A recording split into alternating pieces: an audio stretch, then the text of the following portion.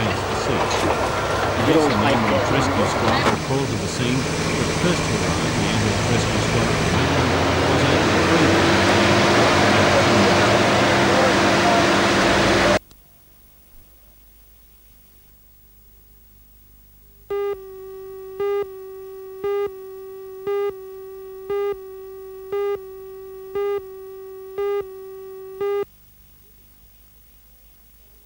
Two till Five Theatre is known and noted for its children's theatre, but its present play, Christian Love, is anything but kids' stuff.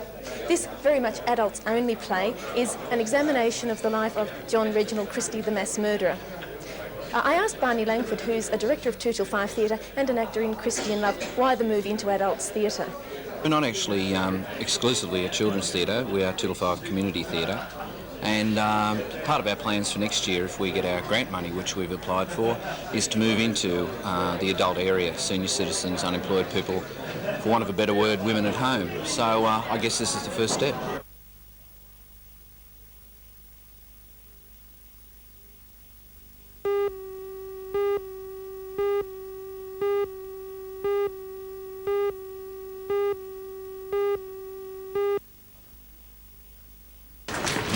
Visit, Mr Day met union officials, local member Mr Alan Walsh and executive Mr Bradley. The brief nature of the talk only underlined the fact that as far as Bradley was concerned, there was little to talk about. The position was confirmed by Mr Day in a but brief we're constantly on the lookout and overseas. Is there anything that you or the government can do to alter this decision? Well, it doesn't appear so. I've just had very frank talks with the management and we've put several propositions to them, all of which drew the response that it wouldn't alter the decision that's been taken. In effect, what we've got down to with the company is simply to ask them to make available to any other prospective purchaser or lessee the site. Is there any action then that your government can take to lessen the impact of the closure on this area? Well, there are, of course, a number of issues. The first one is to endeavour to attract additional industries. I might say this, as far as the state government is concerned, there would be no industry or no area given more assistance. Now, that industry was given a $2 million interest-free loan over 50 years. And the condition was that they maintained employment in Rutherford and in New South Wales. Do you feel let down then by Bradmill? Well, certainly the government has done everything that's humanly possible to assist the industry to stay here and to prosper. The company assures me that they've done everything in their power to make the position here viable and that they've failed.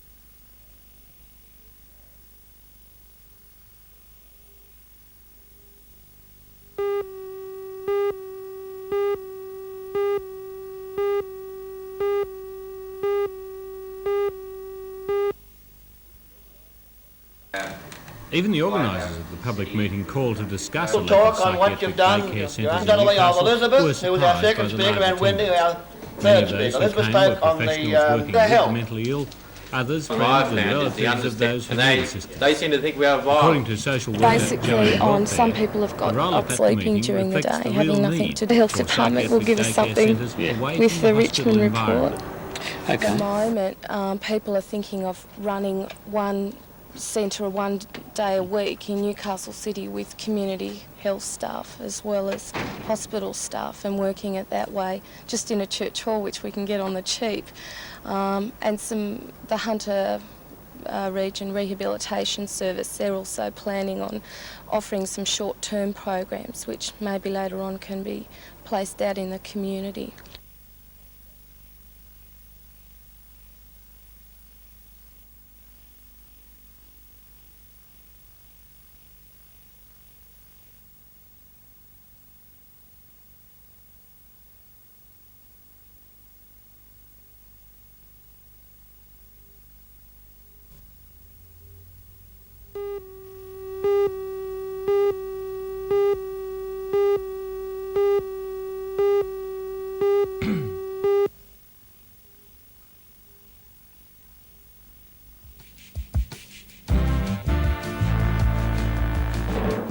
3 of New South Wales' best-known waterways will explode with the sound of thunderous motors and the pounding of skis in January '84 when the state of the Waratah hosts the 3rd World Water Ski Racing Championships.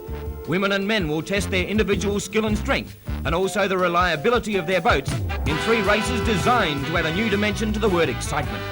Approximately 10 countries will be represented by their 2 finest women racers and 2 equally competent men, along with their powerful boats, contesting 3 separate events, the first of which will be on Botany Bay in Sydney on Sunday the 22nd of January, on beautiful Lake Macquarie at Newcastle, Australia Day the 26th, and the deciding race at the home of water skiing, the majestic stretches of the Hawkesbury River, on Sunday the 29th.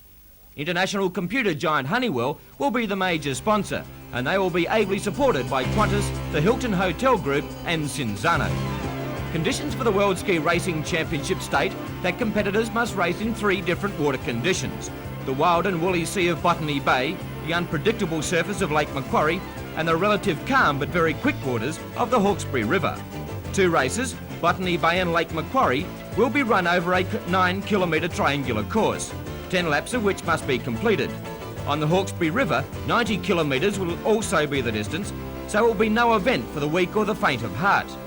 This is one sport that the female competitor is not outdone by her male counterpart. At the first world titles held in England in 1979, it was an Australian Bronwyn Wright who was victorious. 2 years later on Lake Como in Italy, British lass Liz Hobbs grabbed the mantle of world champion. Now in 1983, preparations are well underway in Australia to find the ladies who will represent us at the titles. One of those ladies is the 1979 champion Bronwyn Wing, knee right, and on her current form behind Firebird, she's going to be very hard to toss. Bronwyn's main competition is coming from Wendy Sundstrom skiing behind Louise J and Lee Hamilton behind Crazy Horse. The action being seen here is the women's race in the 4th trial being run on the championship course at Lake Macquarie, with Bronwyn Wing and Firebird the winners. Men's event at the '84 World should be the greatest ski racing contest of all time. In 1979, Wayne Ritchie of Sydney won the title in a very close result, and then in 1981, one skier stood head and shoulders above everyone else. Danny Bertels of Belgium made a clean sweep of all 3 facets at Lake Como in Italy and clearly established himself the premier ski racer in the world at that time. But the ranks have closed considerably, and the trials on Lake Macquarie points to a greater showing by the Aussie boys. Here's some action from that meeting.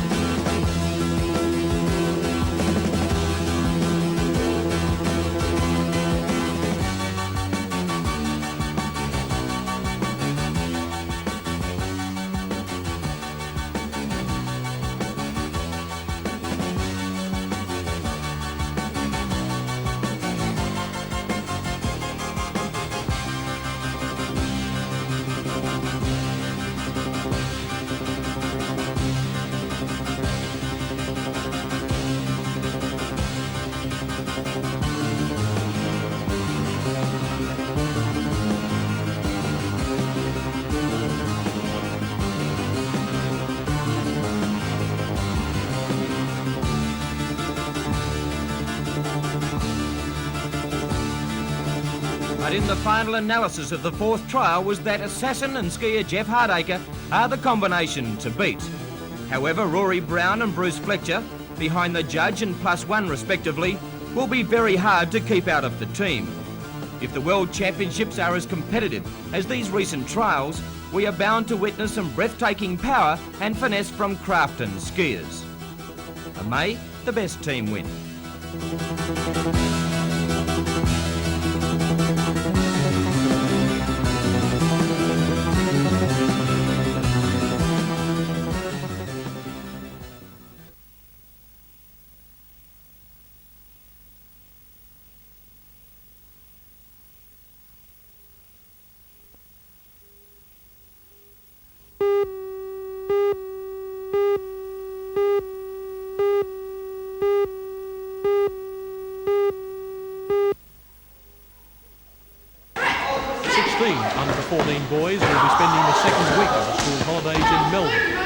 Today being the last day at school, and a rainy one at that, they were forced indoors for a training session of soccer tennis. Last year, a Victorian representative soccer team were hosted by Belmont. The Belmont High's under-14s will play against 4 local schools, including 2 private schools. And apart from playing soccer, the boys' visit down south will include sightseeing tours and attending the VFL preliminary final.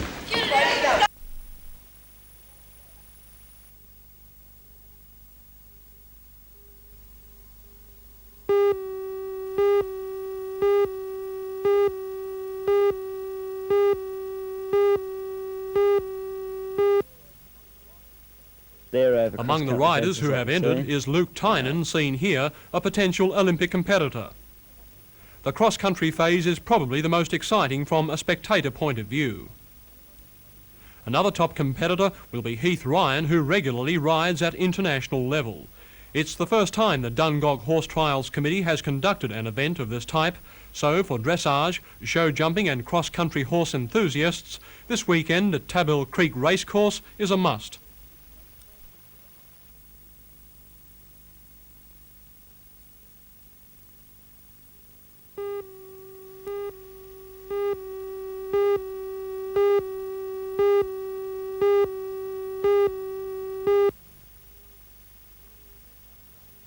Marie's record is unexpected, coming after a 1983 season well below his best. In the recent World Championships at Helsinki, he was knocked out, but he made up for it in Cologne, winning easily and leaving the rest of the field in his wake.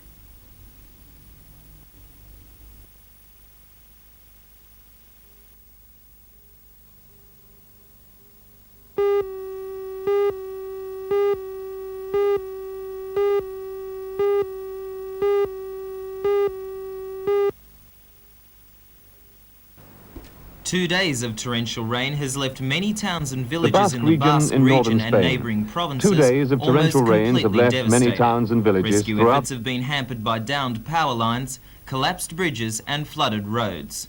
Despite these obstacles, rescue teams have been able to reach dozens of isolated villages. Spanish radio announced 27 dead and as many as 20 missing. The huge volume of water covered the streets with inches of mud, and the task of shovelling it all away has already begun. King Juan Carlos and Princess Sofia boarded an Air Force helicopter to fly over the damaged area, and the devastation was also viewed by the Prime Minister, Felipe González. Relief supplies of food and clothing have started pouring in from throughout Spain.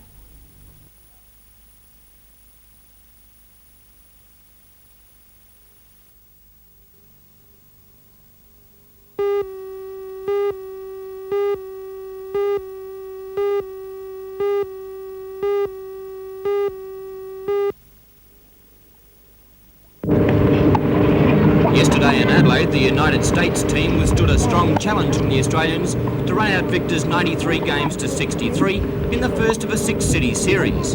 Tomorrow at the District Park Courts, 60 of Northern New South Wales' best young players will have the opportunity of matching their game against the best that Australia and the United States have to offer. The McDonald's Challenge will provide vital match play experience over 3 days of intensive tennis. Captain of the Australian team is 16-year-old David McPherson from Tasmania, and he will lead the very successful team that has just returned from the United States, where they collected 16 major titles. The tournament concludes on Thursday with the finals.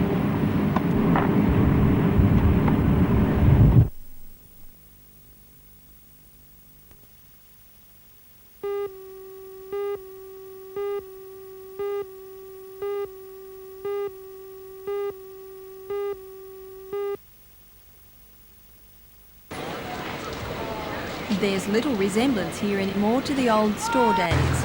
The ground floor of the building, now called the Hilltop Plaza, has been given a multi-million-dollar facelift. There are 35 specialty shops, and with adjoining facilities in the Charlestown Mall, shoppers are well catered for.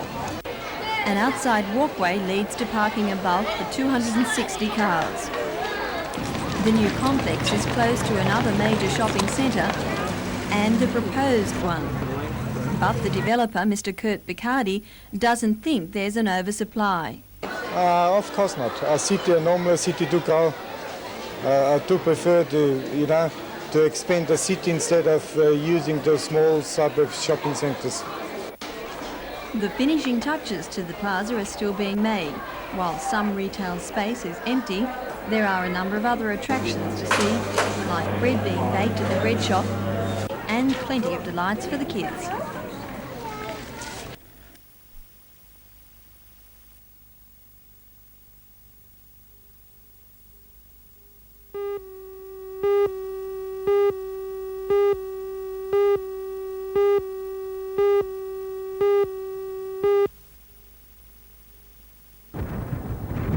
The ARU says it has only agreed to release part of the land here for harbour foreshore development, and that is the section from Wharf Road back to this shed.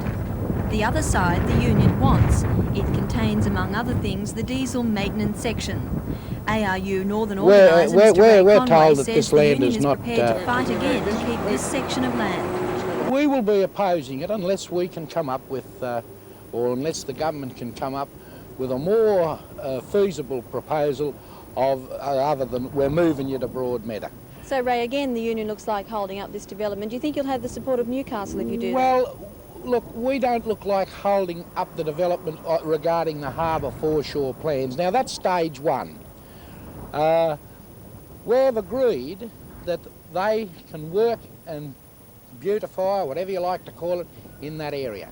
Now, we feel that there has got to be further negotiations on the other stages regarding the effect that it's going to have on our carriage cleaning works and our diesel maintenance centre. But it's been years of negotiations. Do you think Newcastle supports you?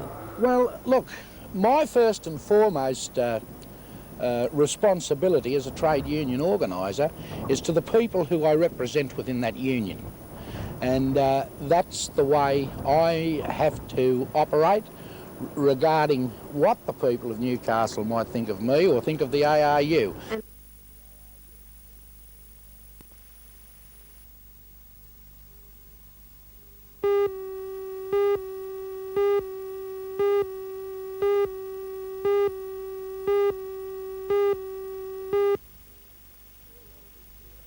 Mr Hill is spokesman for the association which represents Australia's 40 private health funds, and naturally enough that association is unhappy at being squeezed out of the health insurance business by the government's latest scheme, which Mr Hill describes as a dressed-up Medibank. He said the funds objected to the fact that they can no longer insure contributors for the gap between the rebate and the doctor's fee. After February the 1st, unless a doctor bulk bills, the patient will pay at least 15% of the bill out of his own pocket.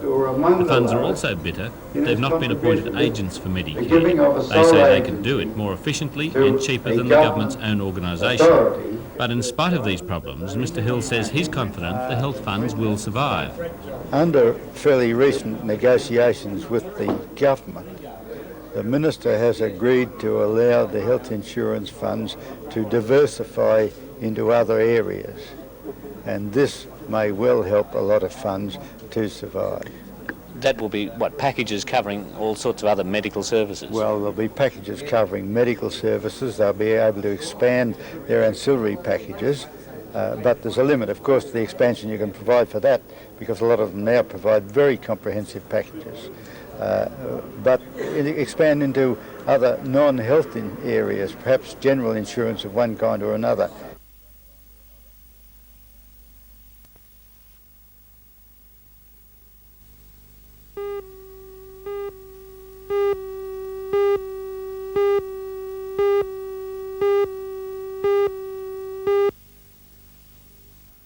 With no one in the house when the fire started, the blaze had a good hold when it was noticed by neighbours who called the brigade.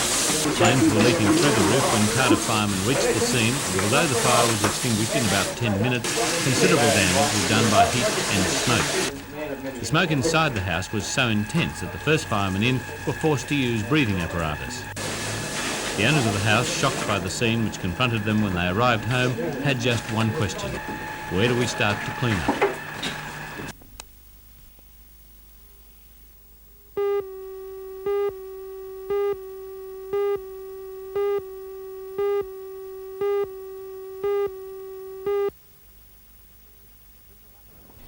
Tricia Lux from Texas ended the title dreams of giant killer Kirsty Wenzel, but not before the girl from Sydney had battled hard and well. Lux advanced to the semis with a 7-6, 6-4 victory. Rika Sadupi also moved into the last four with a 6-2, 6-1 win over Wendy Fraser of Sydney, as did Stephanie Faulkner, who scored a 7-5, 6-3 win over Lisa O'Neill. Stephanie London of California hung on for a fine 3-set win over Jackie Masters, 4-6, 6-2, 7-5. London was consistent, but Masters fought all the way. David McPherson, Brett Custer and Gary Cohenor are through to the semis, and they were joined by big-hitting Melbourne teenager Michael Barrock. He's wearing the headband and he scored an impressive win over John Bontim of Texas, 6-4, 6-2.